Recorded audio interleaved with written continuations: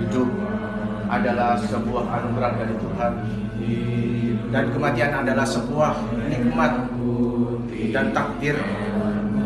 Sejatinya kita sebagai makhluk yang diciptakan. Tuhan pemilik semesta alam, cabutlah aku, cabutlah nyawaku dengan penuh kenikmatan. Aduh. Ya silahkan langsung ya Mas itu ya sekarang ya. Sadurunge aku matur suwun pada Pean atas waktunya, atas kesempatannya ngerepoti gitu loh. Sami-sami aku sampe wis tak repoti bisa. Iya, Nang sengaja. Lah muga-muga kan repot-merepot itu kan sistemnya itu anu le. Apa jenenge? Mutualisme, apa cek simbiosis mutualisme. Betul. Jadi awake dhewe itu lho, awakku kok dimanfaatkan orang lain bukan. Kita memang harus utan cita-citane dhewe itu muga-muga awake dhewe iso manfaat marang liyan. Tapi bukan berarti kemudian salah satu pihak itu dimanfaatkan. Kedua beliau kita jenengan manfaatno aku manfaatno jenengan, kita bermanfaat. Lah itu hubungannya bukan saling memanfaatkan. Artinya kalau salah itu nek apa Mas? Salah satu pihak dirugikan. Kan ngono. Lah iki enggak. Makanya ini simbiosis mutualisme yang harus dibentuk. Lah menungso iki mestine harus koyo ngono sih. Ngono. Nek pandangane jenengan piye? Tentang iki saling ngene iki memanfaatno piye nek pandangane jenengan? Kita kan sebagai makhluk sosial sebenarnya Iya. saling membutuhkan yang pertama, yang kedua itu kita ini tidak bisa hidup sendiri Mas gitu. Otomatis dalam lingkungan sekitar, entah itu lingkungan kehidupan, pekerjaan dan sebagainya, kita tidak bisa mengerjakan apa-apa itu sendiri. Kita mesti butuh orang lain. Dan begitu juga sebaliknya, orang lain juga butuh kita. Jadi di situ ada keterikatan sosial mungkin ya, bisa dibilang seperti itu ya. Ya istilahnya Jawa yo mbulet kayak gitu-gitu sih. Tapi anu Mas, apa artinya wong duwe kepekaan sosial iki sebenarnya terbentuk kondi Mas? Kadang-kadang gini mungkin ya. Kita sebagai manusia itu harus sadar diri. Bahwasanya mungkin kapasitas kita itu hanya sampai kalau di angka 10 mungkin sampai angka 5, angka 7. Itu kan beda-beda masing-masing orang Mas gitu ya. Itu masalah ngomong Kepekaan sosial. Kemudian aku ngomong apa barusan? Ya sendiri tingkat level kesadaran itu Iya. orang beda-beda. Kita apa itu kudu ngerti batasnya dhewe sapiro. Kemampuan kita itu harus Menyadari sapiro. itu ya. Menyadari itu menurutku itu dulu sih yang perlu kita pahami. Ketika itu sudah kita dapat, otomatis ketika kita tidak mampu, otomatis kita membutuhkan orang lain untuk membantu kita menyelesaikan sesuatu hal tersebut gitu loh. Maka dari itu disitulah terjadi interaksi. Nah, interaksi itu otomatis yang berbau-bau positif ya, jangan negatif gitu. Nah, tapi wong kan duwe karakter beda-beda mau dia apa enak sing individualis, egois dengan dirinya. Wong aku lho ora kekurangan apa-apa lah, apa butuh Cak Idris butuh kawan-kawan ngono. Kan ono sing ngono, Mas. Ada sebagian orang. Ketika orang koyo ngono, sebenarnya butuh enggak satu mau sih proses kesadaran lho. Butuh enggak ada satu institusi atau apa lah. Gue kan kudu sadar. Sebenarnya semua orang itu butuh akan hal itu. Cuma yang membedakan ketika seseorang mempunyai pemikiran seperti itu, Mas. Menurutku ini loh ya, menurutku ya. Dia itu sudah siap dengan resiko-resiko yang akan ditanggungnya. Iya. Seperti itu. Semisal yang jenengan tadi bilang orang itu terlalu idealis lah, bisa dibilang gitu. Apa? Individualis. Istilahnya dia aku lo iso ora butuh wong liya. Nah, resikonya dia akan mengerjakan semua hal itu dengan sendiri. Dengan resiko sendiri. Dengan resiko yang akan dihadapi juga lebih banyak mungkin bisa dibilang seperti itu. Tapi itu kan jadi keprihatinan jenengan ora, Mas? Iki mestine wong ki harus rukun, guyub, jangan masalah kok ono wong sing gak ngono senajan. Iki sampean prihatin ora itu? Prihatin. Cuma kalau kita ambil dari sudut pandang yang lain, oh itulah pilihan dia. Kita tidak boleh memaksakan itu. Enggak memaksakan, tapi kan itu jadi keprihatinan awake dhewe, terusan awake dhewe mestine akhirnya terusan sampean punya inisiatif ben ogak tuh banyak orang macam ngono. Aku mestine kudu gawe satu kelompok sing iso mengajari sampean mau menginterview mengevaluasi awake dhewe, ngajari dia kemudian kepekaan sosial ngono kan. Nah, kira-kira lembaga itu iso disebut teater ora, Mas? Ning teater iso ngajar ngono ya? Bisa dibilang seperti itu. Karena kita kalau membahas masalah teater banyak ilmu ya, banyak disiplin ilmu yang dipelajari di situ Mas, seperti itu ya.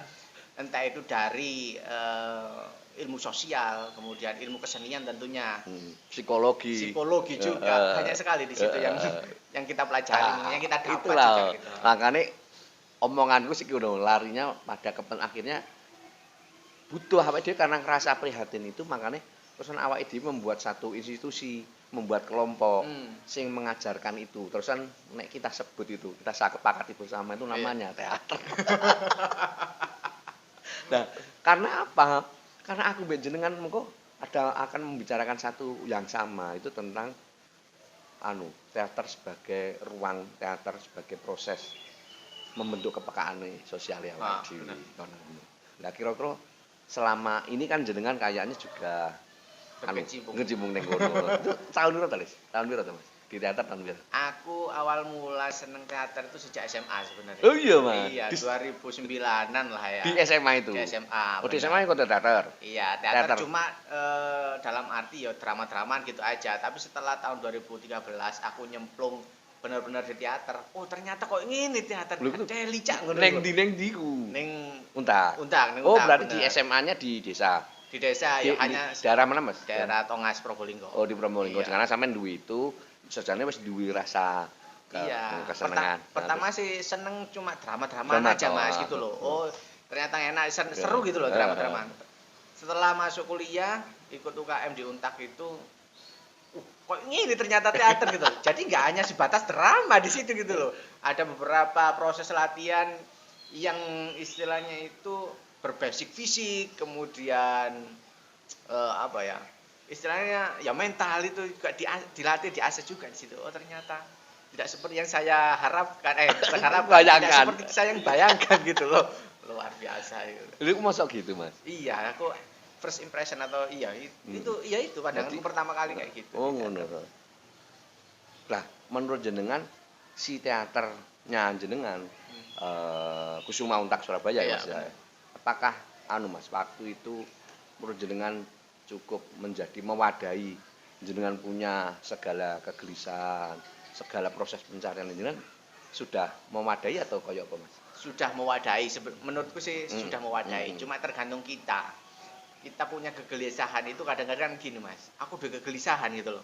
Tapi di sisi lain kegelisahan itu popo-popo bawang gitu loh. Popo bawang itu ya apa ya? Hanya angin-anginan gitu loh. Aku ndelok mau ono realitas sosial ning masyarakat kok ngene. Nah, ya hanya sebatas wacana aja. Kita mau mengapresiasikan kepada bentuk pertunjukan itu kan sangat panjang sekali anunya. Nah, di situ mungkin yang bikin jenuh mungkin ya, atau mungkin butuh butuh kesabaran tersendiri gitu loh untuk mengoncei istilahnya, mengoncei materi-materinya gitu. Terus yang paling menarik ning nggone teater apa, Mas? Sing iso jeli sampean tadi. Sing apa tuh? Sing menarik apa pas proses latihan alami atau proses apa jeneng evaluasi nih, apa tertarik apa? Nah, aku ada mungkin bisa membagi dua hal ya. Yang pertama di dunia keseniannya, di teater maksudnya ya. Di dunia keseniannya, yang kedua di dunia organisasinya gitu loh. Yang pertama kita ngomong organisasinya dulu mungkin ya.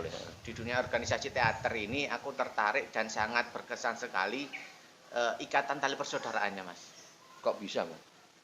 Mungkin nggak hanya di teater Untak aja ya, mungkin di teater-teater lain mungkin juga merasakan seperti itu ya. Karena apa? Karena di teater itu nggak tahu ya, meskipun kita tidak serahim, tapi rasa kekeluargaannya itu sangat berasa banget gitu loh, Mas. Ya di Untak sendiri kan mulai berdiri tahun 89 ya, 89. Informasinya seperti itu, mulai 89. Kurang lebih hampir 30 tahun lebih lah. Sampai sekarang berarti. Nah, di situ jalinan komunikasinya itu alhamdulillah sampai saat ini masih erat, masih rekat gitu loh. Dan yang paling mengharukan lagi, teman-teman ataupun para alumni itu sangat care sekali sama adik-adiknya gitu loh, Mas. Masih terus mantau, melihat perkembangannya, ngasih masukan. Nah, di situ mungkin ya interaksi keluarganya itu sangat muncul gitu loh. Dan di sisi lain, setiap setahun sekali itu kan ada namanya itu diklat alam di dunia teater itu.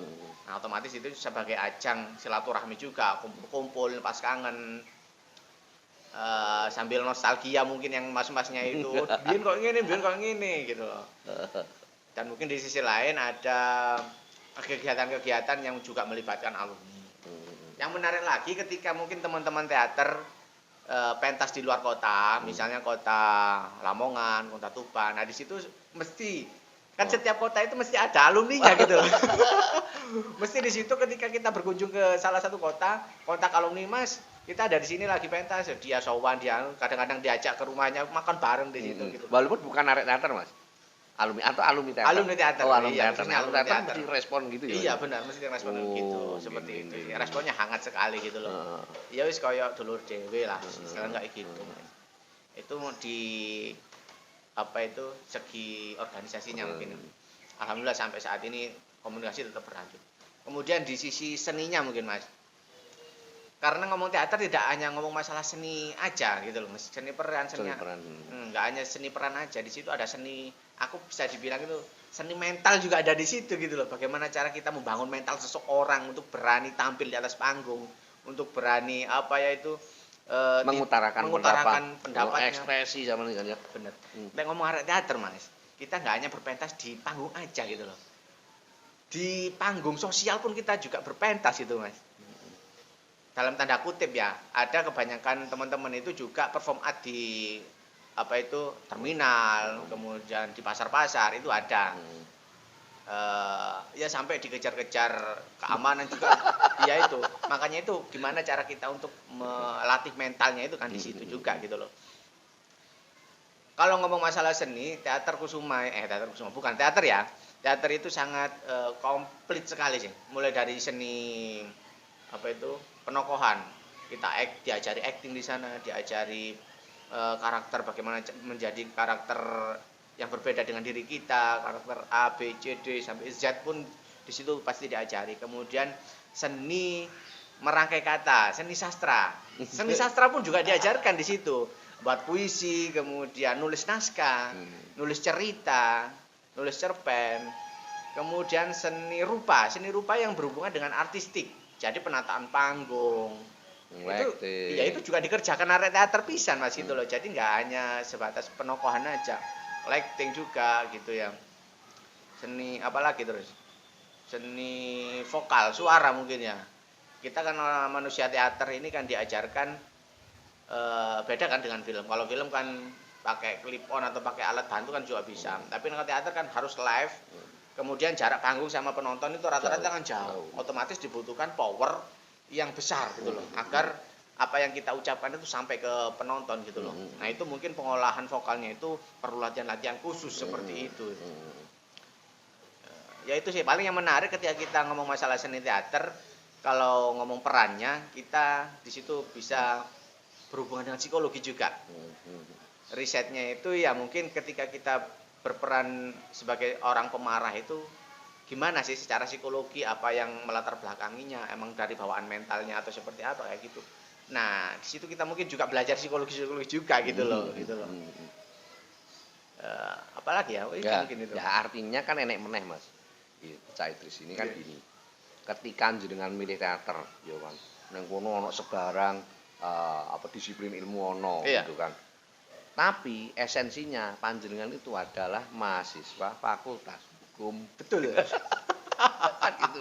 Lah terus ana korelasine ora Fakultas Hukum karo teater. Lah terus lapo kok biyen mlebu hukum ngalune teater kok gak fakultas psikologi teater gitu. Piye Mas ceritanya? Pasti ada korelasinya lah Gini. gitu.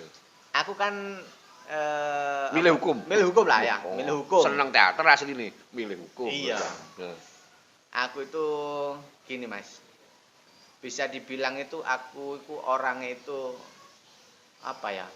Enggak suka keras-keras atau enggak suka ini loh, enggak suka frontal gitu ya. Maka dari itu ketika teman-teman hukum khususnya ya itu ada teman-teman pergerakan gitu. Aku hanya tidak ikut terjun ke situ. Aku cuma kumpul lah istilahnya, kumpul di arek-arek tok gitu loh. Tapi nggak sampai ikut terjun terus demo-demo kayak gitu kan biasanya teman-teman lagi semangat-semangatnya itu demo dan demo.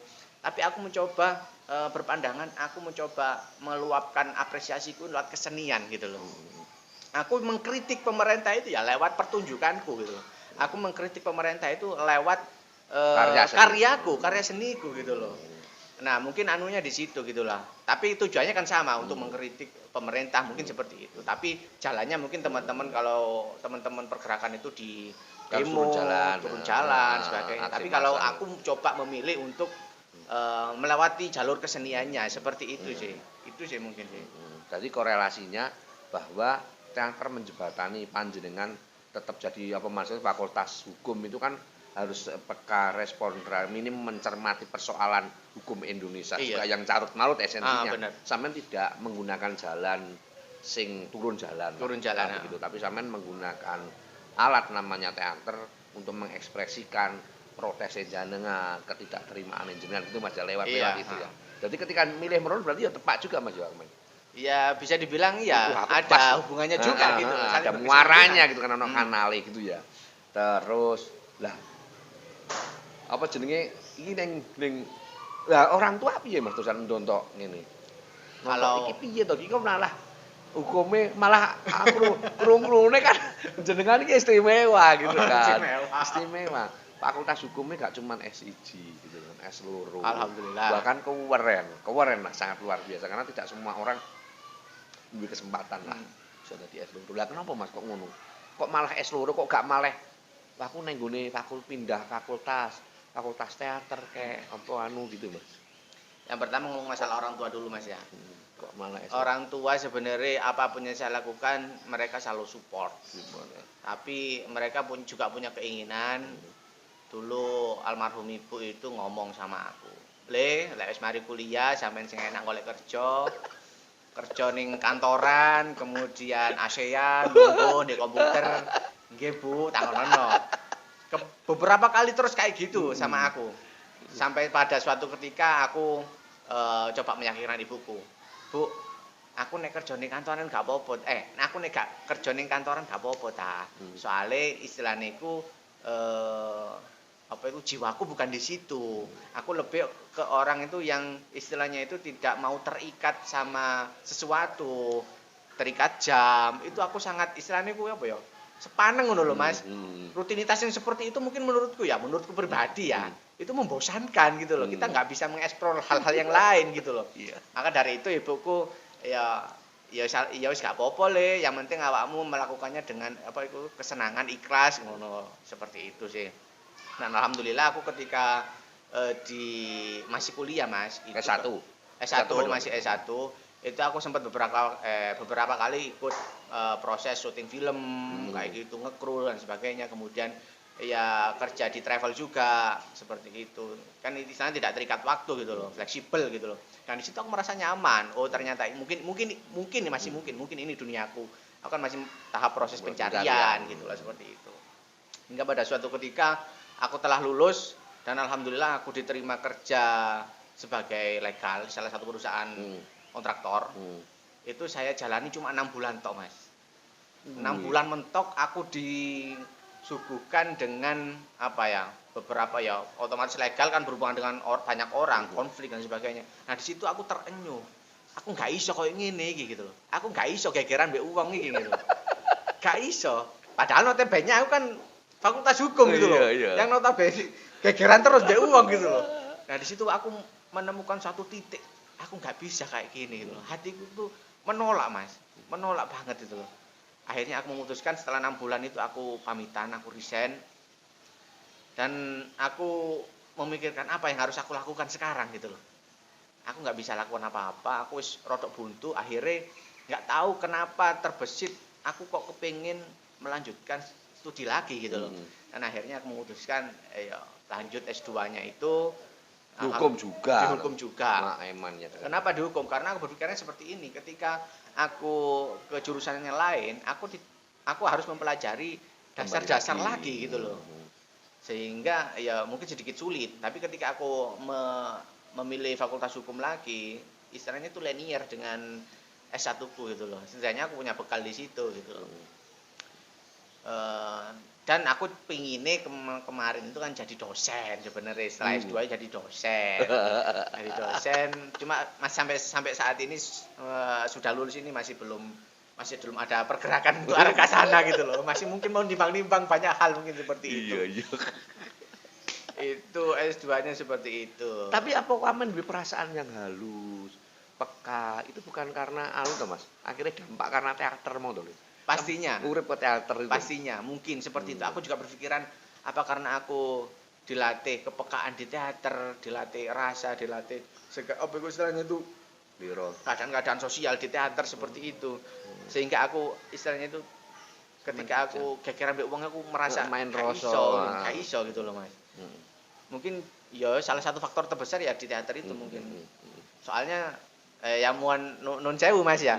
Aku ketika S1 sampai S2 pun aku hidupnya itu di sekretariat itu Mas. Aku urip mangan yo ning kono Mas. Saestu nggih lho. Tapi kan artinya ya inilah satu Mas. Salah satu hal yang mungkin orang lain nggak tahu bahwa hidup neng teater tuh ngajari awake dhewe iki koyok paribasan iku dadi manusia. Gitu kan artinya.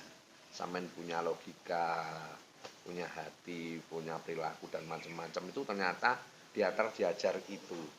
Menjadi makanya idealisme teater ini koyok ngono lah. Iya. Tapi muga-muga ini enggak terjebak pada satu euforia. Apa jenenge? Ya itu euforia ya atau mimpi-mimpi itu loh. Mimpi-mimpi. Nah, mimpi-mimpi itu. Tapi enggak ya Mas ya, sampean merasa bahwa ini mestinya esensi ini koyo ngene ya. Iya, kita melakukan pekerjaan dengan hati mungkin. Hukum juga tidak perlu golek menang salah, menang kalah. Nah, hukum itu kan sekarang konsepnya kan ngomong menang kalah. Itu benar salah itu kan kudu. Makanya aku juga nggak sama ngalami koyo ngono lah. Terusan akhirnya teater bener-bener mempengaruhi jenengan. Nggih. Nek aku nonton dong, saiki mosok ana fakultas hukum pengacara gondrong ngene. Jenengan kan women ya Mas ya, sampai gitu ya. Nemen banget. Tapi artinya jenengan juga ketika jelaskan orang tua mau sampean juga duwe dasar bahwa jangan diajari bahwa sebuah karya, sebuah pekerjaan itu tidak perlu melihat penampilan itu juga. Sampean gak penting, bukan ngomong kuantitas, tapi ngomong kualitas. Ngomong ngono kan. Siapa itu, Pak? Orang tua apa aku? Jenengan punya aku persepsiku iya seperti itu sih. Aku lebih melihat seseorang itu apa ya Mas? Bukan melihat penampilannya mungkin ya. Melihat keseriusannya terhadap sesuatu mungkin seperti itu ya. Nek penampilan sih kabeh wong iso dikongkon penampilan rapi ku iso, asalkan dhek gelem ae wis. Tapi ketika kita melihat sikap dan tingkah lakunya terhadap sesuatu itu yang sulit gitu loh. Itu yang harus kita benar-benar pelajari. Oh, wong iki kok ngene ternyata sebenarnya seperti itu. Dan ketika aku kuliah dulu kebetulan aku ya juga orang tua aku ya sempat yang ngerti aku berkecimpung di dunia teater itu yang ngerti alhamdulillah gitu dan mereka pun istilahnya ya apa jare aku istilahnya kayak gitu seperti itu. Jadi artinya ya teater itu bener-bener nek menurut jenengan sih ini kan jenengan teater itu sangat berjasa sangat manfaat sekali buat jenengan sampai dia itu menjadikan jenengan itu mandiri di semua bidang. Sampeyan koyoke sakjane enggak harus dihukum saja jenengan bisa gitu kan menyadari ngono kan. Karena apa sampeyan iso kerja ning travel, kerja ning ndi, sampai ngono kan. Nggih. Sampeyan tapi sadar betul ngono berarti. Menyadari bahwa menyadari sampai banyak potensi terbongkar tuh gara-gara iki. Di teater itu benar sekali Mas. Jadi ketika aku melakukan sesuatu hal apapun itu di teater itu tidak bisa saya rasakan pada saat ketika itu juga gitu loh.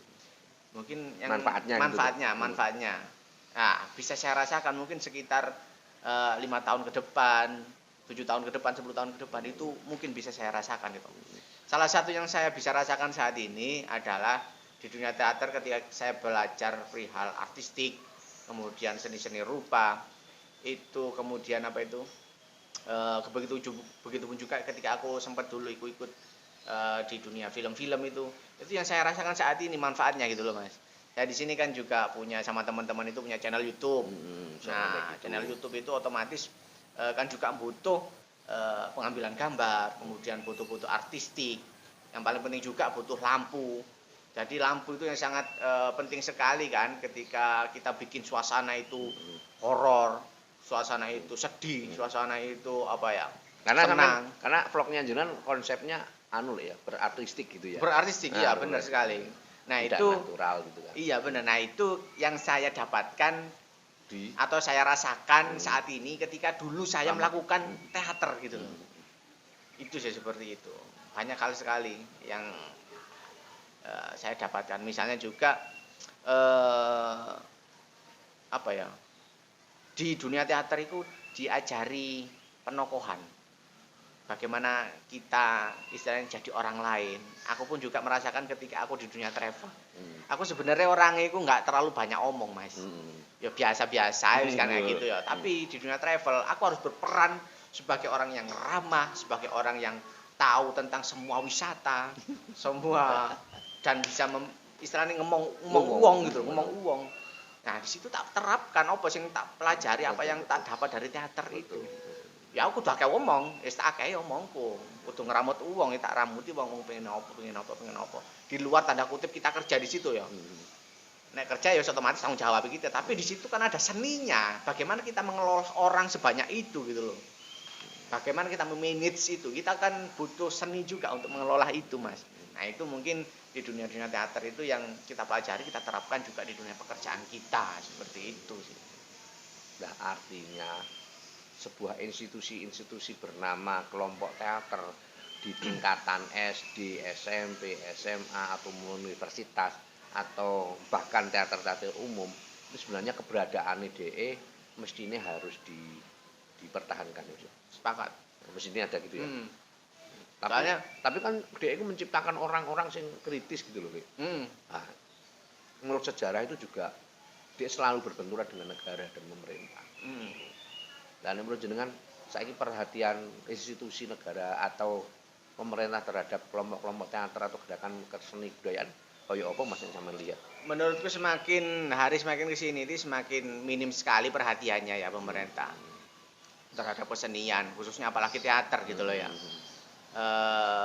Pemerintah itu ketika budayanya itu diambil orang baru teriak, tapi ketika nggak ada apa-apa nggak direken gitu loh, kasaran kayak gitu Mas. Banyak sekali contoh-contoh yang sudah berlalu ya, diambil Malaysia, Bareok dan sebagainya, jaranan dan sebagainya, wayang dan sebagainya, itu baru teriak. Kalau apa-apa gak teriak gitu loh. Nah, menurutku ketika Mas Semut ngomong perlukah pembelajaran teater atau ekstrakurikuler teater itu dilakukan di SD, SMP, SMA, menurutku sih perlu, karena di situ nggak hanya belajar tentang kesenian, dunia teater maksudnya ya.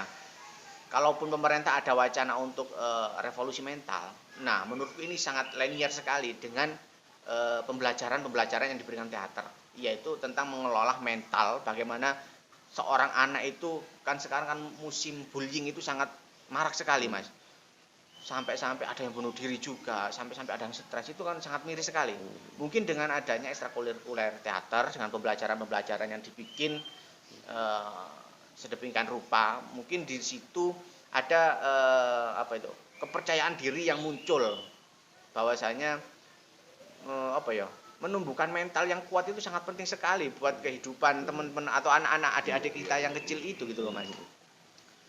Istilahnya wis cilik diajari ngono-ngono istilahnya wis tatak ngono lho. Ya, tapi negara tidak punya perhatian, masa jenengan nunggu. Akhirnya kayak apa ya? Nek negara sekarang tidak merasa penting dan teater bukan tidak merasa jalan keluar. Iya benar. Pesan sampean sebagai seniman atau pelaku seni punya apa Mas sikap kayak apa ya? Nek aku mengkritisi persoalan ini. Nek aku pribadi sih ya mungkin karena keterbatasan kapasitasku mungkin ya. Aku sadar aku kilo sopo gitu loh. Aku nggak punya pasukan, nggak punya apa. Ya aku yang pertama sih yang paling simpel saya lakukan ya aku tetap bergelut di dunia teater.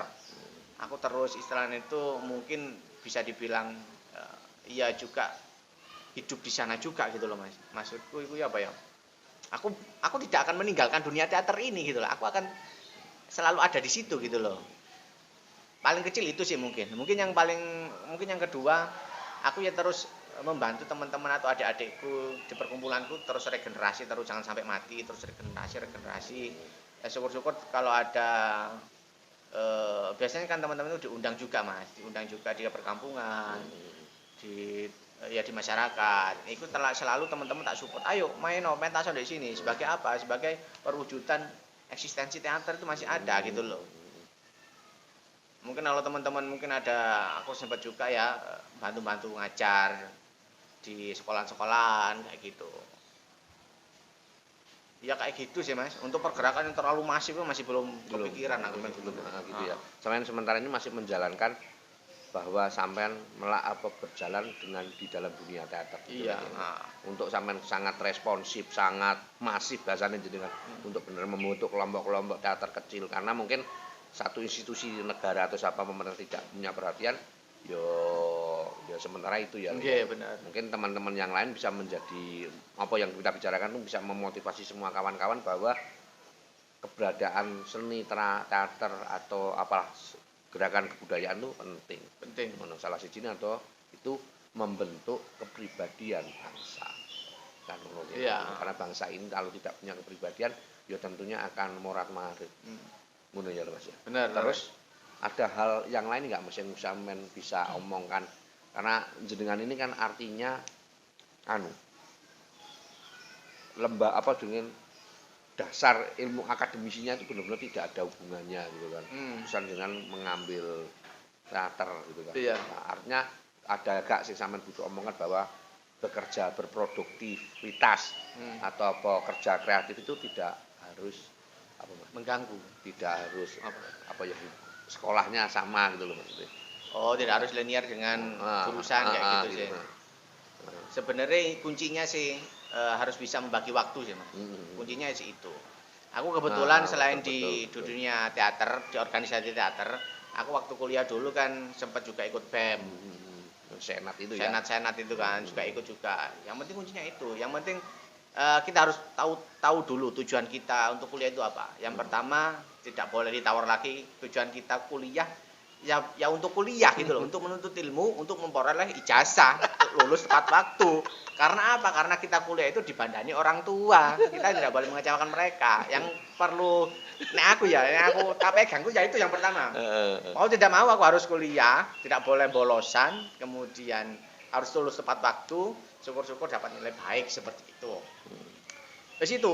Jadi untuk menentukan skala prioritasnya itu yaitu dulu Mas. Jadi kuliah dulu yang tak prioritaskan. Baru kemudian aku setelah kuliah itu banyak waktu luang. Aku nggak mau masa-masa kuliahku hanya kuliah pulang turu gitu. Terlalu kurang ada tantangannya mungkin seperti itu ya. Akhirnya aku memutuskan untuk berangkat dari kesukaanku, dari hobiku itu. Akhirnya memutuskan untuk ya wis aku masuk dunia teater coba tak pelajari. Ternyata seperti itu ya, luar biasa sekali pengalaman yang didapat. Habis dunia teater, aku juga harus mengembangkan diriku di dunia organisasi. Di kesenian oke lah kita sudah masuk teater. Akhirnya aku masuk senat mahasiswa Mas. Kalau sekarang itu namanya BEM Universitas. Aku masuk di sana, jabatanku sebagai sekretaris jenderal ya. Sekretaris jenderal, jadi ngurusi proposal, surat menyurat, lobbying ke rektorat. Nah, di situ ya sedikit banyak sudah punya link sama rektorat yang sudah berteman dekat sampai sekarang pun seperti itu. Nah, sehingga aku kuliah itu merasa tidak istilahnya itu maksimal gitu loh. Gak hanya sebatas kuliah aja, aku di dunia senian dapat, kemudian di dunia organisasi internal kampusnya dapat. Jadi banyak hal yang saya dapat ketika kuliahku 4 tahun itu. Aku nggak hanya memperoleh ilmu tentang hukum aja, aku memperoleh tentang ilmu kesenian, ilmu organisasi, dan yang paling penting aku bisa menambah jaringan gitu. Sangat jenengan itu inspiratif ya, bahwa